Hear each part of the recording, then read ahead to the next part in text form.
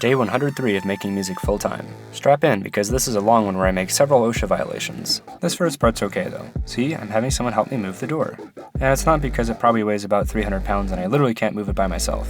More than a few inches. Even with two people, it was really a struggle to get this door in the right place. It goes on a raised platform, but it has to be lifted over some metal guards that keep it in position. This took quite a while, and the entire time someone had to be holding the panel so it wouldn't accidentally fall over and hurt someone. Also, you're not supposed to open the door unless the panel is bolted, so that's violation number 1. We had to though, because there were some things like the stepladder that I forgot to put inside the booth. Eventually we got it and I was able to properly bolt the door panel. That was the heaviest panel, so you probably think the worst is over, right? Nope, because now I was on my own.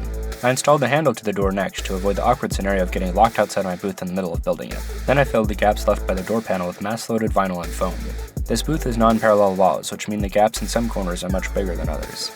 Also, most everything came cut to size, but the foam strips for the corners are actually too long, so I had to cut off the excess.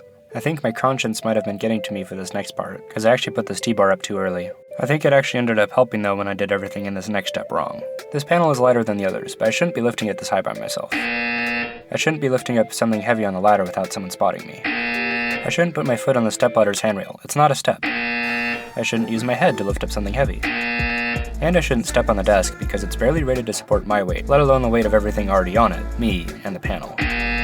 However, despite all my best efforts to destroy all my desktop equipment and or get hospitalized, I managed to seat the panel properly. This is when I'm actually supposed to put the T-bar in. Then I went for the next panel, which was much easier to carry. As you can see, I learned from my near-death experience just a few minutes earlier and I got a... Nope, I did this part myself too. Sorry, camera. That's fine, we're all good here. Fortunately, all that was left after this were some giant pieces of foam that go on top of the roof panels. Chances of injury here were considerably lower. And as with most parts of this project, they needed some persuasion. Time for the final peel. Shout out to Vocal Booth for giving me the tools to tempt fate today. And here's my first time inside with all the panels fully installed. Now is when I'll get actual sound isolation from everything around me. The difference is night and day. It's gonna be so much easier to record, and I'm gonna feel much better belting out crazy things when I'm practicing. Until next time.